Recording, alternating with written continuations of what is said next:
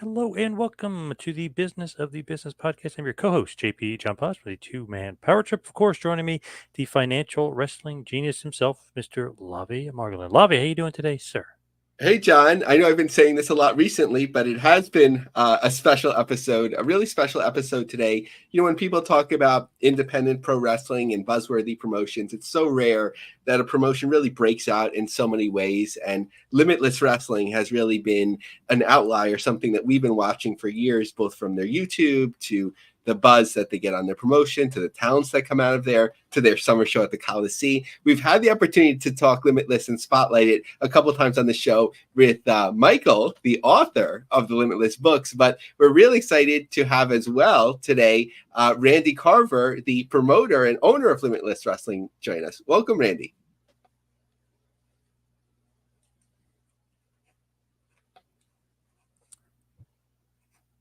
Randy, can you hear us? Can you guys hear me? Oh, now we can. Yep, there you go. Beautiful. Sorry about that. I was just saying, Michael Labby's the one who tuned me into the podcast. I'm a huge fan now. I took a deep dive, probably went about 8 episodes deep, and then I just finished up the Violent J interview, which was crazy. I'm a huge fan, so just love what you guys are doing. I appreciate you guys having me on. So what's the latest in the world of Limitless Wrestling? What's going on? Well, we just wrapped up our 9-year anniversary show last weekend. The big boof of Desmond Cole defeating Channing Thomas for the championship, and moving forward kind of into a new chapter as we look ahead. We have our annual Fresh Blood event coming up October 26th in Yarmouth. It's kind of really kind of the tone setter for the year. Our year kind of flips in September, so this is a time where we get a lot of new talents, fresh faces kind of making their debut, and we're going to see who sticks really for the next year moving forward. But it's been an incredible year, truly our biggest yet, and numerous different categories, and we're hoping to finish it off strong. What is going on with Dijak? Donovan Dijak obviously was a part of the show as well. Yeah, dude. Honestly, I'm shocked that we're getting this opportunity, 7 years later to work with Donovan Dijak again. I think that he's one of the top names. I think not currently signed to a contract. I'm not sure what his status is right now, but at least in the intermediate, we're getting the chance to have him back involved with Limitless Wrestling again. And absolutely a must-see match with Jake Something this past weekend. The two tore it down. I think two of the best big men going today, but excited to see him back on the scene and just kind of, the chains are off. He's tearing it up and kind of doing his thing once again. And I think waking a lot of people up to what he's all about and what he can do, because he's one of the best wrestlers going absolutely right now, pound for pound. And he's getting a chance, to travel to different places. And I mean, the independent scene is so much different than when he was, really starting to flourish 7 years ago. And I think when he got signed, he was really just starting to pick up. He was going to PWG and he was starting to get flown overseas. And now coming back into the indie scene, he's able to jump right back into that and, go full force. So I'm excited for him and what, the next couple months of 2024 and what 2025 is going to bring. How about Zilla Fatu? He's obviously a huge name going on right now. A lot of chatter about him and his potential. What about Zilla? Yeah, dude. Talk of the town lately, huh? Yep. I was, just about a day before we announced him. No, I'm wicked excited. I mean, it's something that had been in the works for a little while, and we finally got a date that lined up. His schedule is, has been crazy, honestly, for a rookie year. Exploding in GCW, of course, back at Reality Wrestling, House of Glory, and making a pit stop here before the year is over in Limitless Wrestling. And I know a lot of our fans, they're very tuned in. You know what I mean? They know what's going on. For Maine being as detached as it is from the rest of the United States, people are plugged in, and I think very excited to be able to meet and see Zilla Fatu before things really pick up. Now, as far as you're concerned and kind of, obviously you're the promoter there. When did you kind of become a fan, and kind of when did you and how did you get into the business from becoming a fan? Man, I was really by happenstance. I had a couple friends who were fans of it before I was, and I think it always takes like a defining moment, a defining clip. It was right around 2006, 2007. I remember the Shawn Michaels super kick to Shelton Benjamin as a that was, I don't know, just a tent pole for me really in my younger years, and I was like, wow, I think I could actually like this stuff and really enjoy it. And I dove in head first. I was lucky to have a Bull Moose Music around me, which is a like a used record and DVD shop where I was able to pick up like some early TNA DVDs for cheap, some Ring of Honor stuff, and then I just, after getting a live experience, I was able to catch a house show in 2007 and then attend my first independent wrestling event in 2008. And especially the indie show. I mean, being able to be front row and watching, granted, it's looking back at it, I've actually got film of that first show in 2008 that I was at. It's 70 people there, and it's a mom and pop kind of wrestling show, but it was just it blew my mind that was possible, and that was attainable to see 45 minutes from my house. So I just couldn't get away from it from there. That promotion locally ended up being called the IWE, Independent Wrestling Entertainment. And years later in 2013, I was able to, I had a couple people at that point that I was friendly enough with, and I wrote a letter to the promoter. And I just didn't really know how to break in at that time because there wasn't, a wrestling school. And I kind of figured that you had to train to be a wrestler to get into the business. So I started training for a couple months under the IWE, and then from there, just had some opportunities that fell into my lap to be able to do some interviewing work backstage. They needed a ring announcer, and then I just became the ring announcer after that, and then got the chance to travel around the state a little bit, around New England, thanks to some friends, and just kind of got my wheels moving and trying to understand and navigate as a young man in the business. As far as like being in the business at such a young age and promoting at such a young age, that come as like a difficulty, or were you almost born and bred maybe to do this? Definitely not. I mean, there was so much to learn along the way, and so many mistakes that we made, especially in the first couple of years. I mean, still to this day, it's you're learning every day, every show. There's always something to pick up. But it was we were very lucky at that time. We had guys who have kind of been with us from the start, like an Ace Romero, MSP, Aiden Agro, who's still wrestling today, Alexander Lee, our referee, Eric Greenleaf, who's been around from the start. We had like a core group of guys at that juncture in time, 2015, who, we did want to do something a little different, kind of bring a new flavor to the state that had continuously kind of had the same style of wrestling for many years. I mean, from the Savoldis doing ICW, NWA on Fire, that stint of IWE, there just wasn't much wrestling to begin with in the state of Maine, and it was all very much kind of presented the same. So just to do something a little different. And we didn't, at the start of this, we had no anticipation. We obviously wanted it to succeed and wanted it to continue going, but it could have flopped after one show, and we're just, all right, obviously this isn't something that's going to catch on right now. But there was a lot to learn. I mean, I was in the business about 2 years before deciding to do that first show. And I really, I still didn't really feel like we had a good grasp on things until a couple years ago. And even then, we'll feel like we have a good grasp, and then we'll have a show that we hate, But it's just, it's bumps along the road. But it's if we're continuously moving forward, I'm very happy about that.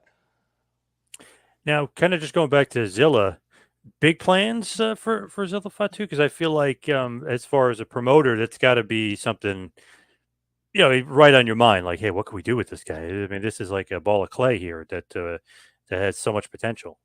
Definitely, and especially the response that it got. I think it's got a lot of people wondering. That could be a dream match situation like Donovan Dijak or a Jake something coming back. You know what I mean? Or it could be something major.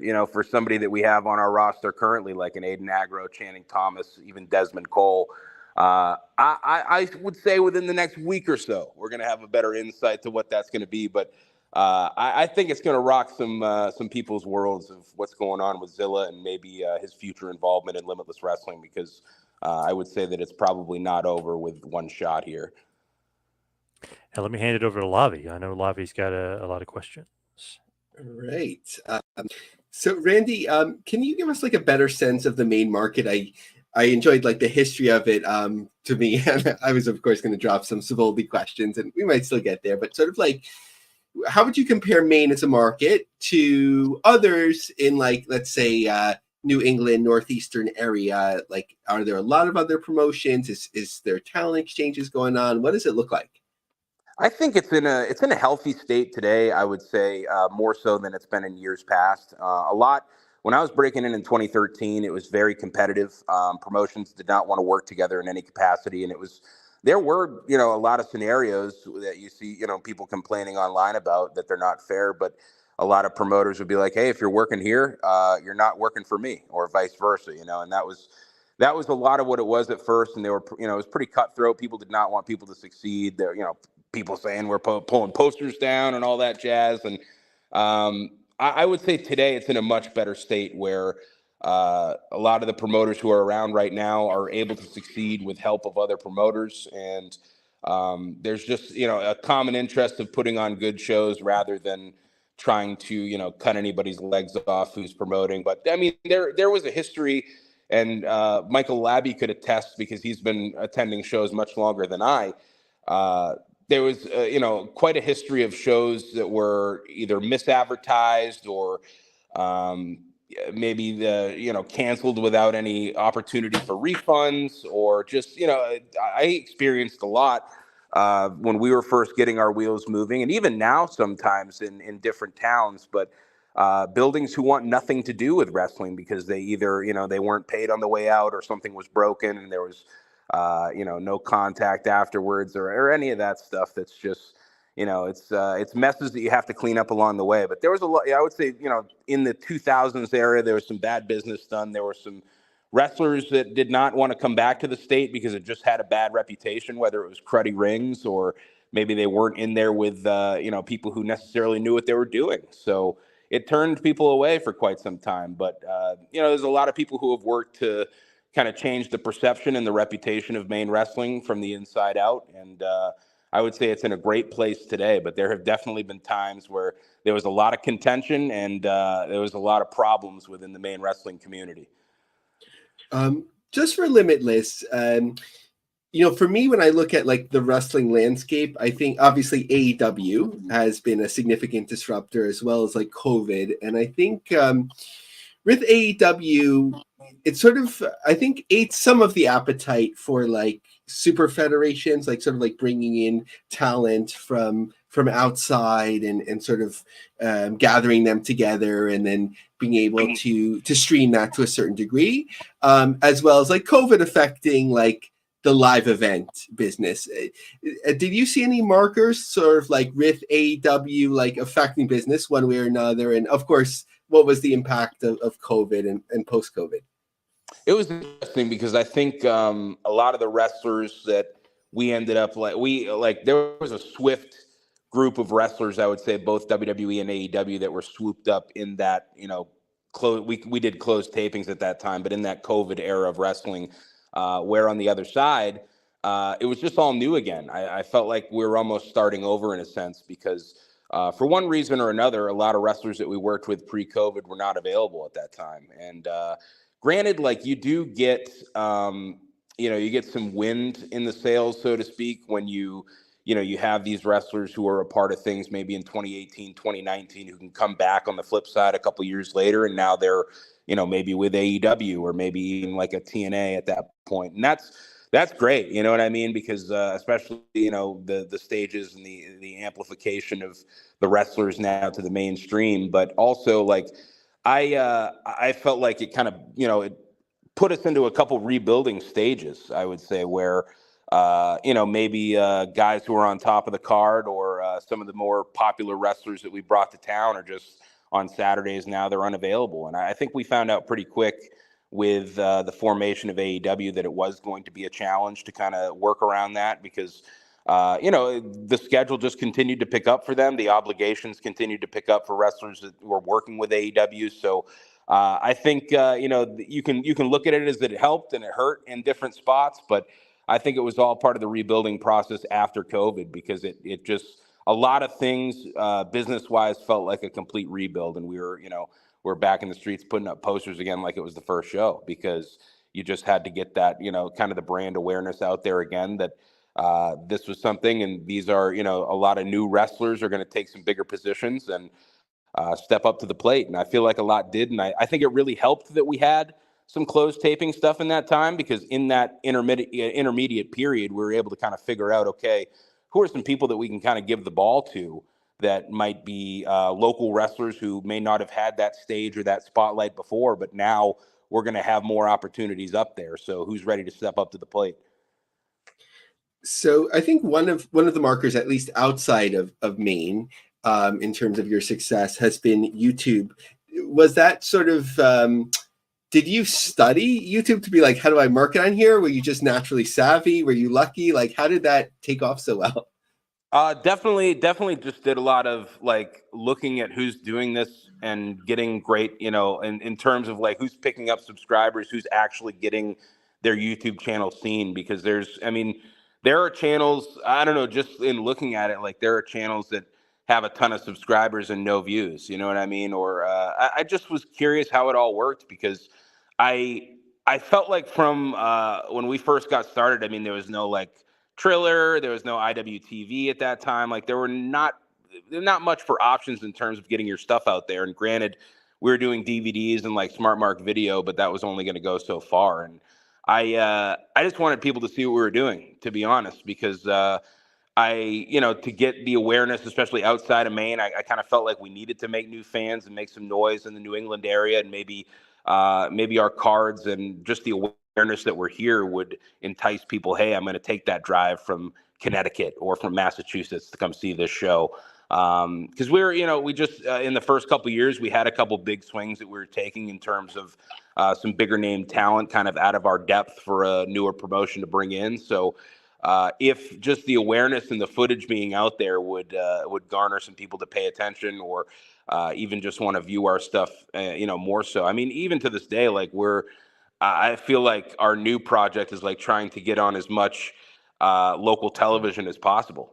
And we're doing like episodes of TV. We started with Portland media in the Portland area, and just have kind of grown out from there, just to try to, because at the end of the day, I just want people to see the shows. I want people to see what we're doing. And granted, we can't put everything up on YouTube for free. There's still, full shows on IWTV, and we're pumping out those television episodes. But at the end of the day, I really wanted people to see kind of what we were doing up here in Maine, and that, it's something that continues to change the perception a little bit. But then, we did see some growth with that very quickly, and continued to try to, and we were doing other things too to kind of supplement that at different points, where we were doing some closed taping stuff, some studio taping or whatever. And then that led to kind of having a model when COVID hit, and doing some closed taping things. But it was something that was, it was important to me, because I know that, when I was growing up and wanting to seek out wrestling, I didn't have the money to always go to that Bull Moose Music and buy those DVDs. So what I could get on YouTube was sometimes what I was watching for a long period of time. So I was always grateful for that as a kid. And I would hope that, other people can seek this out and be happy with it as well. So in looking at YouTube subscribers and views for a while, along with Limitless, Beyond, and even Ring of Honor under Sinclair, when you look at like most viewed videos, I don't know if it's still defined as such, like intergender wrestling seemed to be like the most popular, followed by like women's wrestling. Did you like notice that? And is that still like the case today?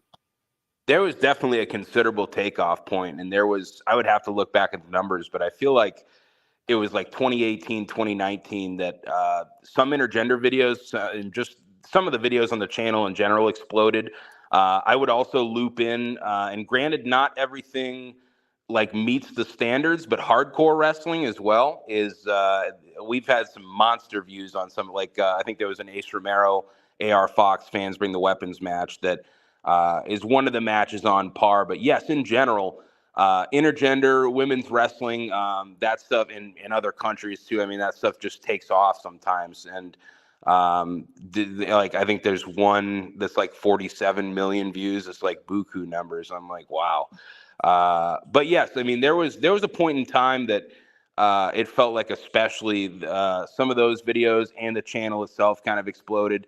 That was something that we kind of wanted to introduce up here anyway, and just like it was a new flavor that I was introduced to from like seeing some early CZW shows, Beyond as well. I was able to travel to some of their early shows at Fet Music, and it was just like a competitive, stylistically wise, like something that had not really been presented in Maine at that point in time, and something that I think really through the years, there are some pivotal matches in our history. MJF and Ashley Vox for the Limitless Wrestling Championship is one that sticks out. Chris Statlander has a ton in her history, one with Daniel Garcia, which was, I believe, one of her last matches for us in front of fans. But yeah, I mean, there's been some huge moments in our history with that, and I'm happy that it's, ingrained in our history a little bit, but definitely in terms of, things that are taking off on YouTube even to this day. And I do think it's kind of I don't know. Today it's very tough to judge YouTube. Like I have not that I've ever felt like I've got like an idea of what pops off and what doesn't, but I have no idea now like what's going to do numbers on YouTube and what's not. I think we literally posted there's a battle royal that went up recently that like popped off and is one of our most watched videos in months, when there's some bangers I would say that have been put up there. But it's something that YouTube is something that I'll continuously feed with stuff. We have a secondary YouTube as well now that kind of supplements a lot of our Let's Wrestle stuff, which is kind of our like affiliate company that we run in some smaller towns in Maine. And then it's also got some, Maine wrestling classics from the past. But yeah, I mean, I definitely think numbers, and you can look on there and the popular videos, the numbers speak for themselves. It's definitely gets more pop, I would say. Does YouTube play an important part for your revenue in terms of the company? I know that people have said like, oh, it's down a lot from what it was. Like, does that allow you to say, okay, let me take some risks on outside talent, sort of like giving you like a baseline to work from? Not particularly. Like I would say, I mean, a lot of our business comes from live gates still to this day, and merchandise. I would say that it does. I mean, there are some months where it's like, okay, maybe this could tack on like a flight or something for us for a show or something of that nature. But it's wrestling is just, and this was a change really right as we figured out, because it took, it took me a while to kind of figure out YouTube and like how this is going to work in terms of, we've built an audience, and now how do we capitalize on this a little bit. But I don't remember the year, but there was definitely a change in the advertising revenue as it pertained to professional wrestling. And, it definitely, from what I was told, because I was asking a lot of questions when we were kind of getting started with this to a lot of people who knew a lot more than me. And I think that really changed the landscape on what, anything that's categorized as a professional wrestling page that's posting wrestling with ads on it is going to make, compared to like what a normal channel would generally make if they were getting similar or the same numbers. But it is another point of revenue, and I think that's always important to an independent company. But it's not anything life changing, but it definitely it can help kind of maybe beef up a card here or there, or for instance, this past month we were able to buy a new canvas. You know what I mean? Like it's things like that kind of help maybe upgrades along the way. But it's a helpful tool regardless. You know what I mean? We're getting stuff out there, hopefully gaining some new fans, and then making a little bit along the way. So in terms of your more premium events with IWTV, I believe that's a service that you've been with for a while. Why does that work for you? And like, what's your take? What do you get a sense of in terms of the state of streaming of the pro wrestling business? I'm so curious about it right now. I feel like there's been a lot of chatter lately. IWTV's always done good by us. They helped us out a lot in terms of kind of getting our shit together when we wanted to start streaming, because it was just something that was unattainable at that time. I believe we did our first live stream at the end of 2019, and I believe we've been hosting with them since 2018. But through the pandemic, through the closed taping stuff, like they were excellent to work with.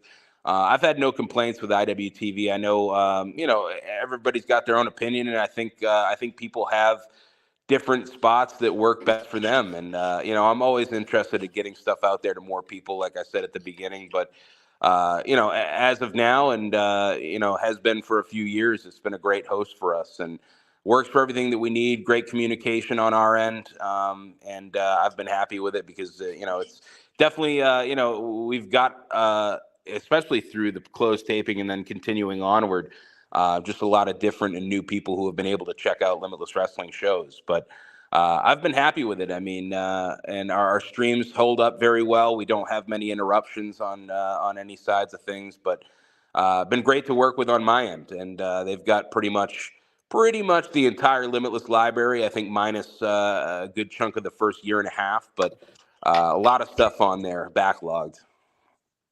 Would you say, like, along with Beyond, like, I would say like Limitless is probably the anchor of IWTV with Beyond. Do you think that's fair?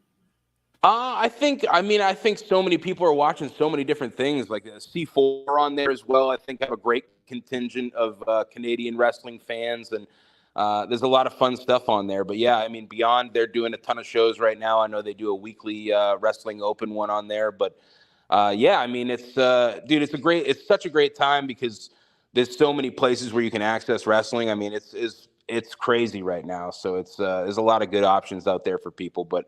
Yeah, I mean, we're stoked to have some good company on there. So I'm so glad that previously you mentioned over-the-air television in terms of a form of distribution or syndication. When did you get inspired to pursue that? How's that going? Like, what do you hope for? It's cool, man. Like I mean, that was kind of my introduction to some local wrestling too, because when I was just trying to figure out how to watch anything, the Savoldis had NWA on Fire, which was a weekly, I think it was noontime on Saturdays. They would have their program. And then soon after that, I think in 2009, IWE actually had a program that would air the hour after it. So you had 2 hours of wrestling Saturday from 12 to 2 on your local Fox affiliate in Bangor, Maine. But I don't know. I honestly, like a couple years ago, I was getting something done with my car at a garage. They had local access on it. I'm like, why wouldn't we just get something together that we could submit? You know what I mean? Because if some of this stuff is on local access, I think we can get wrestling on there. So we got to connect with the Portland Media Center, PMC Channel 5 in Portland. We've been doing, I think it's about 2 years now. I think it was 2 years in September that we've been doing episodes with them. And really it branched out from there. It's just kind of talking to people and finding the right connect point. But I believe we have 6 stations now that we're on through New England, and then one in Wisconsin as well, and hopefully adding a 7th next week. But just to get it out there and get people to see this stuff, because I really believe in the wrestlers that we've got, the product that we've been putting together, especially the past year and a half or so. It's been there's a lot of fun stuff, you know what I mean, and a lot of stuff that I'd love more people to see. So I somewhere along the way, we're gonna catch that random fan who's gonna peep that and be like, wow, I need to get in tune with this company or check it out or see what they're doing, and it starts from there. I love it. Randy, your consumption of wrestling, may have been started differently than John and I, but it really crosses over, especially the local television. I used to get the local TV guide, and the first thing that I would do was go through every line and be like, okay, where's the random wrestling? Exactly. Yes. And when you find something at 2 a.m, it's like, oh yeah, it's like the best feeling. I'm in New York, so Wild Side was on for like 3 weeks in New York, while the station was like transitioning from like one to another, and they had to like fill it with something. So I think they put on like what was it, America One or something like that, and that was just the best, like AJ Styles, a young AJ Styles. That's incredible. I used to have this station. I remember the number was 9417. It was the Colors Network. That was I believe it was, I don't even know where it would have originated from, but it ended up getting the Championship Wrestling from Hollywood. Or I don't know if it was named that at the time. I believe it was an NWA affiliate at the time, but they would air the program that had like the young Bucks, Brent Albright and Adam Pearce feuding for the title. Then you'd get a random like cut from their Texas taping with like Cade and Murdoch at that time. I was the same way. I would like term search wrestling and try to find anything I could. Nice. I remember reading about that in the newsletters, that it was on like the Dish Network, whatever station. Actually, if you're interested in syndication, you should definitely connect with Dave Marquez if you haven't yet. He's still doing it with the syndicated wrestling. So that might be a way to continue to get out there. So I'm so glad you had mentioned Beyond before, because to me, like, being a couple steps removed, not someone that has a chance to watch all wrestling and everything on a day-to-day basis, like Beyond and Limitless sort of like exist in similar worlds in my mind. You could probably give me 100 reasons why everything is different in different markets and so on. But like, do you look to Beyond in terms of like lessons and like just strategy and so on?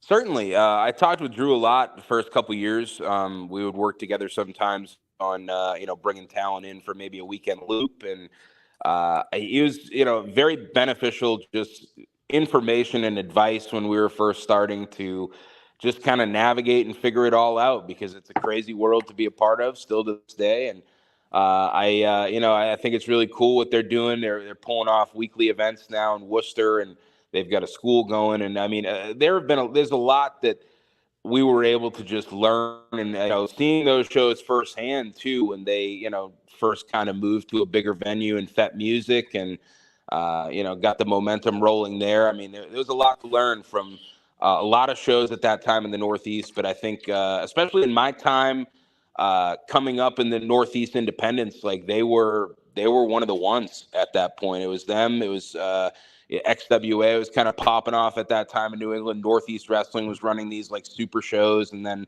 occasionally you'd get like a CZW coming to like Rhode Island or whatever. But I mean, they were like the super indie in the Northeast in that stretch of time, and there's a lot to learn from those shows, the events, and kind of how they did things. So we can't talk about Maine wrestling without Tony Atlas. So when did you come across the man, the legend? Man, I just saw Tony on Saturday. It was hilarious.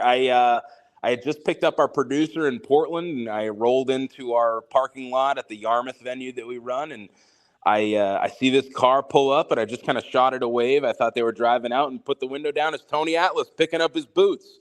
I was like, "What are you doing here?" Our ring rental cousin Larry had a new set of boots for Tony. Dude, Tony, I don't remember.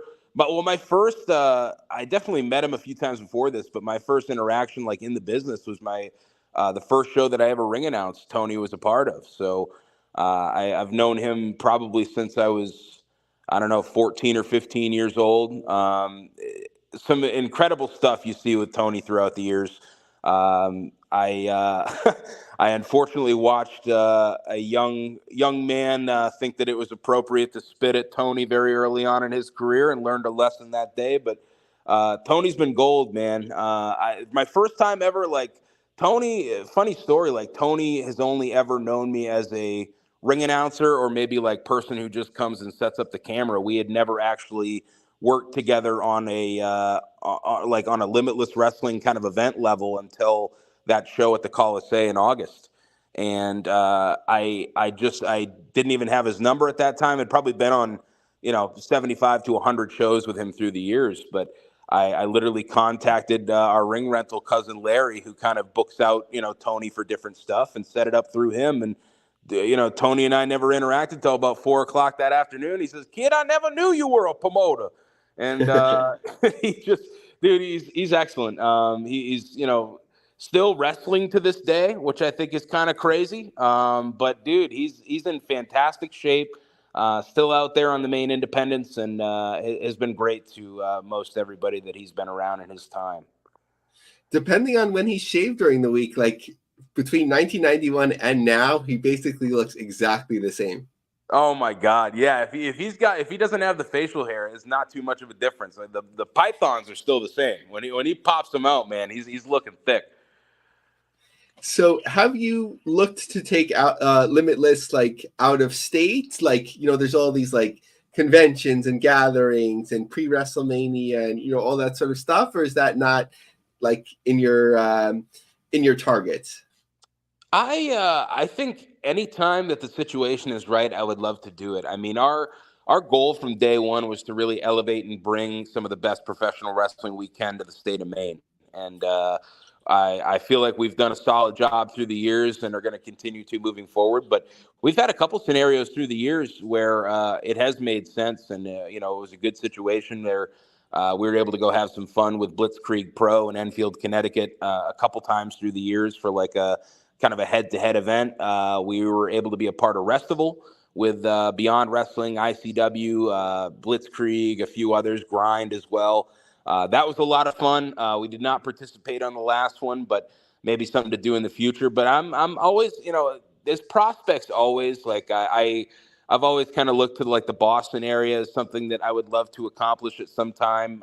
We have a lot of ties there with some of the guys that we've continuously used through the years, like an Alec Price and a Channing Thomas. So especially before they get gobbled up and signed to a big contract, I'd love to do something in that market. But I don't have anything set in stone, and with any time, I think the situation would have to be right. But I would definitely love to try it. I don't think it's out of the realm of possibility, but we've got a couple big things lined up in the state of Maine for later this year in the first quarter of 2025 that I'm excited about. And a lot of our efforts always going to go into that, but I would never say never in terms of maybe something out of market Massachusetts-wise. Yeah. You don't have to name any names, but being very visible, have there ever been like any offers or opportunities like that seemed so far afield that I was just like, whoa, where did this come from? Like a promoter in Dubai being like, we'll fly you out, we promise you this and that, like any of those fun stories. I would say, I mean, there's nothing super crazy. There have definitely been people who have wanted to, either like, buy in or buy a quadrant of something, but nothing crazy in terms of people flying anybody anywhere. But I think one of the cooler ones is that we were able to there was this wrestling fan who was taking their a trip that they had saved up for so long to like Boston from Thailand, and they were able to actually catch one of our events on their way through just because their flight was delayed. They found out Brian Cage was wrestling in Maine, and they took the trip up. And that's maybe a cool experience that they can live with for quite some time. But I don't know. I just nothing screams to me on that front. I always like the cool ones to me are when we have wrestling fans from different parts of the country or different parts of the world, maybe, who are able to come see what we're doing for a minute. So, as you know, this is the business of the business. So we kind of get bold here, in terms of numbers, and obviously it's up to you, Randy. But the Coliseum show, what was the final attendance? I'd seen people posting over 1,000, up to somebody saying 1,300. So what were the numbers there? So when we got it back from the Coliseum, it was 1,254 in terms of tickets sold. We estimated that it was around 1,380 that were tickets distributed total. So I did not have a definitive number of what was in the room that night, but 1,254 in terms of what was sold, and then an estimated about 1,380 that were distributed total. Nice. All in all, a financial success? Definitely. More so than honestly we thought it was going to be. Obviously, like something to this extent, we put the most money into an event like this than we ever have. But I think it paid off on the other side, and I think it's going to pay off in terms of what we can do big event wise moving forward as well, because it opened a lot of doors for us, and also I think kept the door open at the Coliseum, which was a fantastic host for that. The venue looked incredible on film, and in person, I think it was very comfortable for people too. And that was my hope when, making the jump from, we're typically running, a 400 cap AmVets Hall in Yarmouth or a 350 cap like wedding venue in Herman. So to take the jump to something that was set for about 1,600 and, just setting it up right, making it comfortable, making sure there's not, lights in anybody's eyes. It's all things that we hadn't really dealt with on a grand scale. We had done one arena event to this point, and it was a much smaller scale in terms of what we had going into it. And this, there was a crazy amount going into this one in terms of just things that we had to, make sure went right, and just have the proper staffing, have the proper people to be able to pull this off and make it look good and make it look right. But I'm very happy with everything at the end of the day. I mean, not everything's going to go 100% right, but this one, more often than not, it went flawless in terms of the actual execution and the team being on the ball, and really proud of everybody who was involved in that one. But very happy with it all around, and I think it's going to do well for us when we hit it a second time in terms of an arena event or a bigger style event that we had this experience, because it had been about 5 years since we had taken that jump. So it was interesting because I had in my like Google searches, I kept looking, up the venue and so on. So then Google started feeding me information about the venue, and in between your announcement and the show, I'm suddenly seeing that the venue is for sale. So like, has that news reached you, and has that like affected any of the staff there yet, or everything just kind of stays as is until there's any news? Everything kind of stays as is right now. I think I don't believe this is the first time recently that it has been listed on the market. So I don't think it was a shock to anybody with the Colisée team. It was something that I had been briefed on ahead of time as well. It's just like, hey, like, don't, it's not gonna impede anything anytime soon. But it's something to keep an eye on, because this was a great fit for what we were trying to do, and I think it's going to be a great fit for some things in the future. So. We're definitely hoping that door stays open, but in the in the time moving forward, I would say it's probably nothing to worry about, because I think something like that's going to take a lot of time, even if it started processing today. You know what I mean? That something went down, but definitely something we're keeping an eye on. But as we know it, all systems go right now moving forward for the time being with the Colisée. Are you thinking about putting a hold on the building, like for the future soon? I definitely think that we've said it a couple times. We are going to look into the Vacation Land Cup next year for another arena-like event. And I think the Colisée was a great fit. We obviously wanted to get our feedback from, people who were actually going to this show and there in person, and how they enjoyed it. And if there was anything that, we could improve upon, or any, just any hardships with the venue. And it's been, I would say, mostly positive all around. So, it is something that we're going to explore, and probably in the first quarter of next year, we'll probably get something set in stone that we could announce. So Michael helped to educate me about, the different parts of Maine, because my knowledge is just going to Cape Cod. As a kid, I'm like, it's all vacation. So, I was thinking like that there would be an opportunity maybe where, since you have fans from all over, that a certain percentage, like you can promote it sort of like as this weekend event or this overnight event where come experience Limitless for the first time and so on. But from what I understand, that particular area isn't particularly for tourists, but maybe depending on the venue and so on, that could be incorporated. Yes. So I think Lewiston definitely has a reputation around here. Not everybody loves it, but I would say my time in Lewiston, at least, and I was there a lot. We flyered the area a couple times. We were down there for a few meetings. I had a great time throughout my stint in Lewiston. I understand that it doesn't have the best sparkling reputation around here, but historic sports history and a beautiful venue. I would say that not too far off the highway, not off the beaten path. It's about 30 minutes from Portland as well. So that's actually one of the times I went down there. I ended up doing a meeting in Portland as well. Stayed in Portland, and it's 35 minutes away. So there's a lot around the Lewiston area, and around, even where we're running in Yarmouth as well. It's about 12-15 minutes from Portland, depending on what part, which is kind of the metropolis of the southern Maine area. I feel like if you're either probably going to go to the coast, or you're going to go Portland, South Portland, to the mall area. But there's a ton to do in Lewiston. I don't think it's a terribly bad area. It definitely has a reputation, but I definitely think it's worth the trip to experience Maine as well. And the summertime is the best time to do it. Cool. Let me turn over to John. Where can everybody find Limitless, whether it be YouTube, social media, etc.? Yeah, so limitlesswrestling.com is going to be an avenue to everywhere you want to go, but we're on YouTube, youtube.com/limitlesswrestling.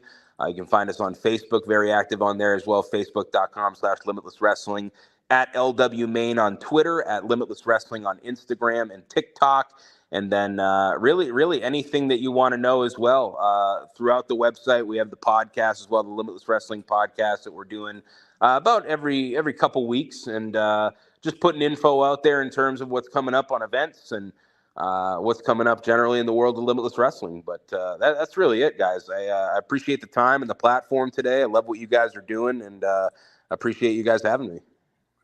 Awesome. Randy, thank you so much for all the time. Appreciate it. Thank you, guys. Absolutely. Thanks, Randy. Thank you, Randy. All right, Lobby, let's wrap this bad boy up and head towards the plugs. You follow me on Twitter and Instagram at 2Man Power Trip. Where can everybody find and follow you, Lobby?